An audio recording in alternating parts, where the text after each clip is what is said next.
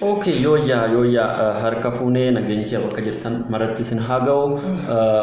Hordoftootii fi jaallattoota yookaan warroon kennaa YouTube irratti guutuu addunyaatti yookaan guutuu Oromiyaatti guutuu Itoophiyaa keessa afaan Oromiffaatiin koorsii General Psychology for Freshman course kan hordofaa jirtan nageenya kee bakka jirtan maratti isin haa dhaqqabu jecha wal duraa duubaan kutaaleen koorsii kanarratti afaan Oromiffaatiin yeroo isin kennaa jiru kana keessatti kutaa tokkoffaa kutaa lammaffaa jedhee har'a immoo kutaa sadaffaa dhaqqabneerra kutaa jalqabaa keessatti waa'ee kutaa sadaffaa har'aa kanarratti immoo waa'ee barnoota mana barnoota ammayyaa saayinsii xiinsammuu irratti kan xiyyeeffatu ta'a. Kutaalee asiin dura darban keessatti kutaa jalqabaa irratti hiikaa saayikooloojii maalii kaayyoleen yookaan gooliin saayikooloojii hoo meeqa inni itti aanu immoo historical background of saayikooloojii irrattis yaada kaasuuf yaallee jirra. Historical background of saayikooloojii kan jedhu kun seenduubeen saayinsii xiinsammuu kana hoo maal fakkaata yoom jalqabe waggaa meeqa erga fiildii ta'ee gara barnootaatti seenamee barsiisuun jalqabame waggaa meeqa lakkoofsiseera biyya kamitti hoo jalqabe kan jedhu kutaa jalqabaa keessatti kaasne turre. Kutaa lammaffaa keenya keessatti immoo wantoonni nuti kaasne turre manneen barnootaa gurguddoo lama kan saayinsii xiinsammuu lama akka jiran kaasne turre. Kutaa jalqabaatii fi kutaa ammayyaawaa amma guutuun addunyaa waa'ee saayinsii xiinsammuu kanarratti itti walii galan kan raan gochaa jiru manneen barnootaa ammayyaa fi manneen barnoota jalqabaa jennee bakka lama qoonne. Manneen barnoota jalqabaa san keessatti immoo eenyuunfaadha manneen barnoota jalqabaa saayinsii xiinsammuu kun eenyuunfaadha jennee gaafa kaanu inni jalqabaa structuralism kan jennu inni itti aanu immoo functionalism kan jennu inni sadaffaan immoo gestalt psychology inni afuraffaan immoo behaviorism kan jennu inni dhumaa immoo inni dhumaa psychoanalysis is pulled out of psychology jennee kutaa shanan kanatti qoonnee yookaan qoodamanii ilaalamu. Manneen barnoota gara kutaa sadaffaa keenya har'aatti gaafa seennu immoo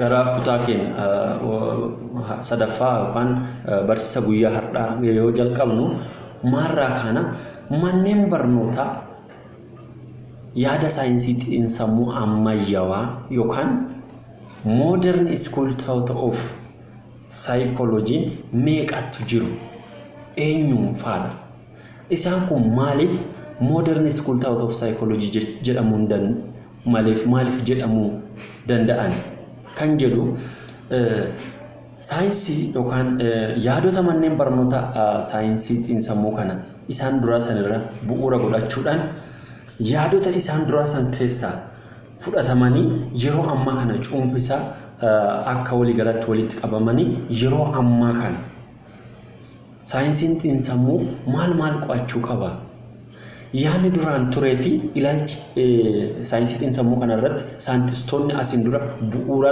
isaarraa ka'ee ka'umsa isaarraa ka'ee yaadi irratti kennamaa ture manneen barnoota jalqabaa shanan san keessatti yaadoleen turanii fi yaadoleen sun immoo walitti dabalamanii kan waldeeggaruu qaban waldeeggarsiisanii kan immoo of danda'anii yaada isaa kana ijjannoo isaanii qabatanii kun kanuma jedhanii itti fufanii fi ilaalchota garaagaraa sana walitti fiduudhaanii yeroo ammaa kan hubannoo kallattii garaagaraa irraa argame walitti qabuudhaan qorannoof qo'annoodhaan deeggaruudhaanii saayikooloojiin yeroo ammaa kan manneen barnoota ammayyaa kan jedhaman addatti naannoo manneen barnoota 6 yookaan yaadota yookaan perspective ilaalchota naannoo 6 kan irratti walii galamee yeroo ammaa kan waa'een xiinsammuu irraan sadarkaa addunyaatti irraan godhamaa jira. Inni kun eenyuun fa'a maal jedhanii amanu kan jedhu sanii jechuudha. Kanaafuu manneen barnootaa yookaan perspective ilaalchi manneen barnootaa ammayyaa saayinsii xiinsammuu kun ilaalcha jaha irratti bu'uureffata. Inni jalqabaa immoo maali? Inni jalqabaa saayikoo daayinaamik perspective isa jennuun jechuudha. Saayikoo daayinaamik perspective inni jennu kun ilaalchi kun diraayivii yookaan kan inni fudhatame manneen barnoota jalqabaa saayinsii xiinsammuu isa Sigmund Freudin jalqabe saayikoo analaayisis yaada sanirraa kan fudhatame yoo ta'u innis immoo waa'ee maal irratti xiyyeeffata? Kan xiyyeeffatu waa'ee unconscious dynamics within the individual such as inner force, humna keessaa, conflict, wal dhabdee yookaan personality namoota gidduu jiran. Fakkeenyaaf personalitiin eenyummaan namaa bakka sadiitti qoodamu jedhee amana namni kun idiin jira, inni kan biraa immoo igoon jira, inni ta'an immoo super igoo kan jedhamu jira jechuudha. Wanti kun eenyummaa namaa kan ibsu konfliktii energy yookaan died energy na life energy jedhamani energootis jiru jedhama warroonni kun. Kanaaf konfliktiin kunniin maarraa madduu yoo maal ta'a kan jedhu kitaabicha General Psychology for Freshman Course jedhamee sadarkaa biyyaatti qophaa'e san buufattanii sirriitti waa'ee waan kana yeroo dubbistan argachuu dandeessu. Garuu yaadi isaa maali? Yaadonni ijoon psychodynamic perspective kun if keessaa qabu inni jalqaba the influence of unconscious mental behavior on everyday behavior. Wantoon odeeffannoon yookaan ilaalchi yookaan yaadni kutaalee sammuu dhala namaa bakka sadiitti qoodama jedhee amana Sigmund Freud.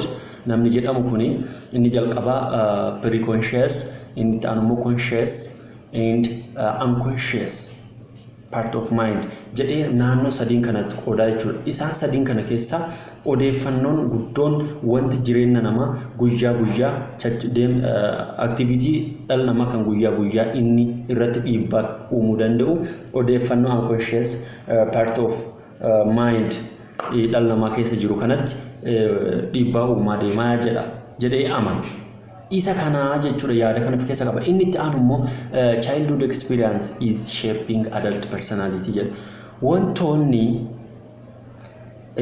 amalli yookaan haalonni dhalli namaa naannoo erga dhalatee ka'ee hamma guutumaan guutuutti hamma waggaa 6tti gidduu san sammuu isaanii keessatti wantoonni build ijaaramaa dhufe guutuu jireenya isaanii eenyummaa isaanii haga jireenya isaanii lafa kanarraa qaban hundumaa murteessuu kan danda'u jireenya isaan waggaa tokko haga 6 gidduu kan jiraatan jedhee amana.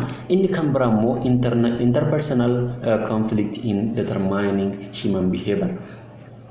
Wantoonni keessa namaatti yookaan intrapersonal jechuun namootaaf namoota gidduu wal dhabdeen jirtu suni namootaaf namoota jechi jennu kun maali? Yaadota yookaan namni tokko id personality yoo ta'e, ego personality yoo ta'e yookaan super ego personality yoo ta'e wanti isaan kanneen gidduu jiru kuni amala nama tokko wanti ibsuu danda'u isaan kana jechuudha. Eenyummaa keessa nama jiru san personality nama saniiti jedhee yaada kana gabaabuma kaa'aa jechuudha. Inni kan biraa immoo behavioral perspective isa jennu jechuudha. Lammaffaa mana barumsa ammayyaa saayinsii xiinsammuu inni lammaffaan behaviorism perspective ilaalcha amma yeroo ammaa kana sadarkaa addunyaatti waa'ee saayinsii xiinsammuutti wal qabatee fudhatama qabu. Inni kun maal jedhaa? The role of learning experience play in shaping the behavior of an organism. Muuxannoon barnootarraa argamu amaloota lubbu qabeeyyii tokko shape gochuu keessatti gahee olaanaa qabaa jedha. Fakkeenyaaf saayintistoonni fakkeenyaaf Ivan Pavlov yoo fudhanne saree irratti qorannoo isaa geggeesse waan baay'ee hojjetaa ture waan hojjete sun keessatti immoo isteeppii inni ittiin hojjete isteeppii kamiin hojjete kan jedhamu fakkeenyaaf saree maal godhe saree erga hidhee bakka tokko kaayan bakka tokkotti isii hidhee teessisuu jalqabeen duuba maal godhe bilbila nyaata isa isii kennaafi ture ciree irrattis bilbilee kennaafi laaqana irrattis bilbilee kennaafi irbaata irrattis akkasuma bilbilee kennaafi ture gaafa bilbilaa kennaafi ture maal gochuu jira inni foon waa nyaata si nyaatu sanii fi sagalee bilbilaa walitti hidhee nyaata si dhiyeessaafi ture jechuudha. Ergasiin sarichi maal godhaa deeme waan kana sagalee bilbilaatii fi nyaata isiif dhiyaatu san maachi godhe waliin maachi godhaatti fufee jechuudha. Ergasii gaa waan kana barataa addaatti gochaa erga deemeen duuba dhumarratti maal gochuu jalqabee bakka nyaanni yookaan foon isaaf hin dhiyaatin gaafa sagalee bilbilaa dhaga'u sarichi maal gochuu jalqabee gororuu jalqabee jechuudha. Inni kun maalirraa argame experience muuxannoo deddeebi'anii waan tokko repetition irra gabaabumatti wanti tokko irra deddeebi'amee daily activity yookaan yeroo hundumaa repetition yoo qabaate yookaan muuxannoon waan tokkorra irra deddeebi'anii practice gochuurra argamu maal ta'uu danda'a? Amala nama tokko shape gochuu danda'a waan jedhu san irratti kan bu'uureffate jechuudha. Amma irra deddeebiira namni waa barachuu kan danda'u irra deddeebiira yoo irra deddeebi'ee jedhee waan tokko sirriitti hubachuu danda'a. Practice again and again irra deddeebi'anii yaaluu yookaan irra deddeebi'anii waan tokko shaakaluuni waan tokko barnoota namaa yookaan amala namaa shape gochuu keessatti gahee guddaa akka qabu. Inni kan biraammoo operant condition yookaan BF Skinner namni jedhamu kan gaggeesse jira. Inni kun immoo reward and punishment waan jedhu san keessaa qaba. Isa kanallee detailly namni yookaan wanni barnoota tokko argamuu kan danda'u yoo hamaa hojjete adabuudhaan yoo inni immoo waan gaarii hojjete badhaasa kennuudhaan wanti tokko akka baratamu gochuun hin danda'ama yaada jedhu kan argate. Inni sadaffaan immoo humanistic perspective kan jennu jechuudha. Humanistic perspective kun maal jedha? Amalli dhala namaa murteessuu kan danda'u ibsamuu kan danda'u yookaan to'atamuu kan danda'u unconscious part mindinillee miti akkasuma environmental yookaan yaada behaviorists jedhe sanillee miti dhalli namaa amalli dhala namaa ibsamuu kan danda'u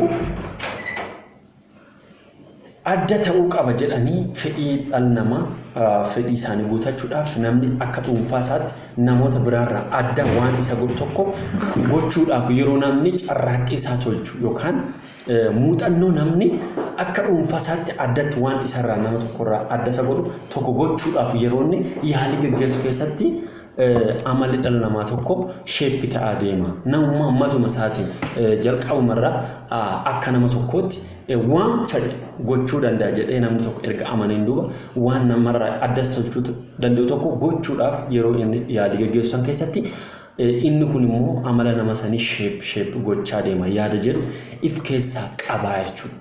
Kanaaf inni kun gabaabumatti dhalli namaa jalqabarraa kaasee waan fedhe gochuudhaaf mirga guutuu qaba akka fedhe ta'uu qaba. Yookaan ammas fedhiileen dhala namaa wal duraa duubaan ijaaramaa deemaa jedha. Wal duraa duubaan fakkeenyaaf namni jalqaba isteeppii jalqaba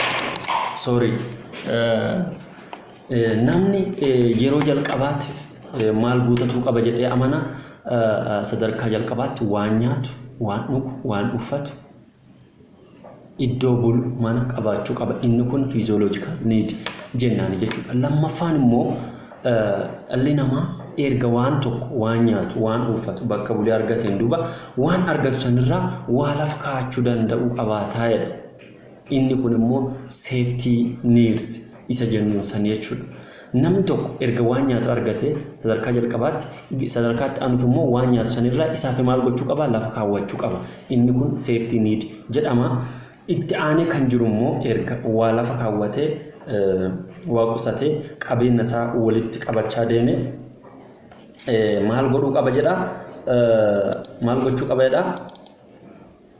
Wanti isaa maali jaalala jalqabuu kan qabu sadarkaa sadaffaa irratti namoota waliin eega qabeenya isaa kun walitti qabatee qabeenya isaa guddataa fi deeme eega waan argaturraa isa ga'ee hafaarraa waan lafa kaawwachuu eega jalqabeen duuba eega waan san karra isaa walitti qabatee ka'een duuba maal gochuu qaba gara jaalalaatti tarkaanfachuu qaba. Erga kana guutate sadarkaa sadaffaa kana erga dhaqqabeen duuba esteem need kan jedhamutti jira jechuudha. Ofii isaatiif kabaja kennu gara kabaji isaaf barbaachisu kabaji kun naaf mala kabaja isaa san eeggachuudhaaf maal gochuu akka qabu namoota birattis kabaja argachuudhaaf maal gochuu akka qabu sadarkaa itti aanu jechuudha. Inni kun esteem need kan jennu. Inni dhuma sadarkaa shanaffaarra kan jiru top like kan jiru irra kan jiru self actualization isa jedhamu san jechuudha. Inni kun immoo warroon sadarkaa kanarra ga'anii ifi bira darbanii biyyaaf ardii keessa jiraatanuuf addunyaadhaaf warra dhaqqaban jechuudha. Isaan kunneen warroota of bira darbanii biyyaaf dhaqqaban jennee warra nuti ibsuu dandeenyu. Fakkeenyaaf Neelsan Maandeellaa fudhachuu dandeenya. Kan biraa immoo namoota baay'ee kaasuu dandeenya jechuudha. Namoota baay'ee kaasuu dandeenya. Isaan kunniin warra ifi bira darbanii namoota dhaqqaban self actualization sadarkaa san warra dhaqqabanii. Inni itti aanu immoo cognitive perspective kan jedhamu. Cognitive perspective kun ilaalchi saayinsii xiinsammuu kana keessa jiru inni mana barnoota ammayyaa jalatti kan ramadamu cognitive perspective isa jennu. Inni kun maaliif keessatti qabata? This emphasize on what goes on in people's head, how people's reasoning, how people remember something, understanding language, solve problem, and explain experience and form beliefs. Warri kun psychology waan inni hubachuu qabu walumaa galatti dhalli namaa wanti sammuu dhala namaa kana keessa deemuu danda'a maal fa'a ta'uu danda'u. Fakkeenyaaf namoonni akkamitti waa'ee tokkoof ragaa garagaraa dhiyeessuu danda'an itti yaadanii waa'ee waan nama amansiisu ta'uu danda'a. Waan garagaraa irratti akkamitti namoonni waan tokkoof ragaa garagaraa itti yaadanii xiinxalanii fiil godhanii tingi godhanii akkamitti isaan ragaa wayii dhiyeessuu danda'u. Amma namoonni dhalli namaa kun akkamitti sammuun dhalli namaa kun waan tokko qaabbachuudhaaf yookaan waan tokko yaadachuudhaaf akkamitti hojii isaanii hojjetu kan jedhu.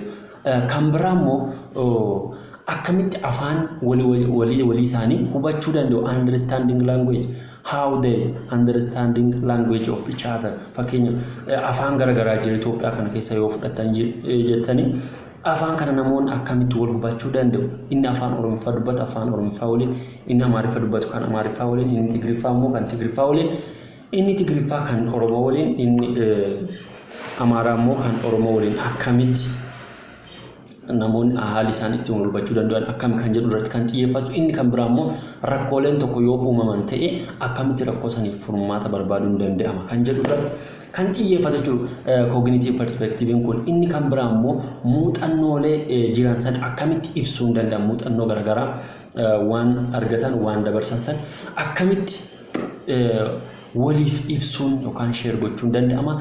Akkamitti immoo form of belief waa'ee fakkeenyaaf amantaan jira, ilaalchi amantaa jira, ilaalchi siyaasaa, ilaalchi garagaraa jira, ideoloojiin garagaraa jira. Isa kanaaf akkamitti waan amantii isaanii san form godhachuun akkamitti danda'ama waan jedhu sanatti sirriitti gad fageenyaan xiyyeeffatee kan hojjetudha. Inni kun hundumtuu kan argamu kan qo'atamu kan irratti kan qorannoo geggeeffamuu qabu saayinsii xiinsammuu kana keessatti. Saayinsiin xiinsammuu naannoo kana irratti focus gochuu qaba jedhanii yaada yeroo ammaa kan sadarkaa addunyaatti itti amanamee fudhatama argatee jiru jechuudha. Inni itti aanu immoo biological perspective. Biological perspective inni jennu this focus on studying how bodily events or functioning of the body can affect behaviors, feeling and thought of an individual. Kan jedhu fakkeenyaaf qaamni nama tokko furdachuun ta'uu danda'a yookaan qallachuu ta'uu danda'a, gabaabbachuu ta'uu danda'a, dheerachuu ta'uu danda'a. Inni kun ilaalcha yookaan sochiin hojiin namni sun hojjechu hojiin qaamaa kun yookaan qaama dhala namaa kana keessattis gara biraatiin keemikaalli garaagaraa jira inni sammuu keenya keessa yookaan qaama keenya keessa hojii hojjetu. Inni kun immoo yaada namaa irratti, amala namaa irratti waan itti dhaga'ama nama tokko irratti dhiibbaan inni fiduu danda'u maali? Hagam takka dhiibbaa uumuu danda'a? Guutumaa guutuutti inni amma jenne kun wantoonni sammuu namaa keessa ta'uu danda'a, qaama keenya keessa ta'uu danda'a, furdachuu yookaan qallachuu, gabaabbachuu maali? Inni kun dhiibbaa inni amala irratti, dhiibbaa inni yaada nama tokko irratti, dhiibbaan inni itti dhaga'amu waan nutti dhaga'amu feeling inni jedhu kun waan dhalli namaa tokkoon feel godhu waan namni miira dhala namaa tokkotti dhaga'amuu danda'u waan ta'eef inni kun dhiibbaa akkamii uumuu danda'a waan jedhu irratti xiyyeeffannaa kennee kan hojjetudha. Inni dhumaa immoo inni dhumaa manneen barnoota ammayyaa saayinsiitiin sammuu kan jedhaman socio-cultural perspective isa jedhamu. This is concentrated on how the social and cultural factors can affect human behavior. Hawaasni fi aadaan namni tokko keessa jiraatu akkamitti amala nama tokko irratti dhiibbaa uumuu danda'a yaada jedhu irratti xiyyeeffate kan hojjetu yoo ta'u, dhuguma hawaasni namni tokko keessa jiraatu amala namaa sheeppi gochuu keessa gahee qaba. Dhuguma aadaan namni keessa jiraatu aadaan amala namaa, ilaalcha namaa sheeppi gochuu hin danda'a kan jedhu isummaaf dhiisaa. Kun immoo ifa waa'ee waan kana diteenlii fi yaada ammaan asii kennu kanarra dhaabbattanii hubannoo argattan kanarra dhaabbattanii keessa garseentan haaluma salphaatti yaadota jiru hubattanii keessa qaxxaamuruu dandeettu waan ta'eef wanti ammaan asirraa tuttuqaa ture kun hundumtisaa yaada ijoo jedhamanii beekamanu keessa gadi fageenyaan isinuu kitaabicha kana buufattanii waan baay'ee irraa hubachuu dandeettu jedhee yaada. Barnoota keenya kutaa sadaffaa isa guyyaa har'aa asuma irratti gabaabsuu yaala. Waan na hordofaa jirtanuuf galatoomaa. Ammas namoota biraas affeeraatii barattoonni kutaa 12ffaa xumuranii yuunivarsiitii seensa gubbaa jiran barnoota kana buufatanii irraa hubannoo isaanii argachaa akka isaan deeman maaliif jennaan gaaf gara dhufanii yuunivarsiitii milkaa'anii qabxiin dhufee fi milkaa'anii yuunivarsiitii mootummaalee yoo kan galan ta'e barnooti kun itti haaraan ta'u milkaa'uu dhabaatanis achumatti yuunivarsiitii dhuunfaa galanii maallaqa isaaniitiin wiikindii ta'uu danda'a yuunivarsiitii dhuunfaa namoota dhuunfaa galanii yeroo baratanittis barnoota kana barachuun dirqamaa jechuudha. Kanaaf yetiin eessallee yoo jiraattan koorsii kana fudhachuun keessan hinaaf waan ta'eef wal affeeraatii namooti biraas barnoota kana buufatanii akka isaan dubbisan godhaa jecha kana adaraa isiniin jedha. YouTube'icha immoo kennaa YouTube jedhama. Kennaa YouTube'iin kun immoo waan hubatanirra YouTube'i namoota biraallee gara fuulduraatti namoota bebbeekamoo baay'ees affeerree kan hubannoo isaaniirra sheerii isinii godhan ta'uu danda'a waan ta'eef like, comment, share and subscribe gochaa maatii kennaa YouTube ta'uu hin irraanfatinaa isiniin jedha. Nagaatti tura.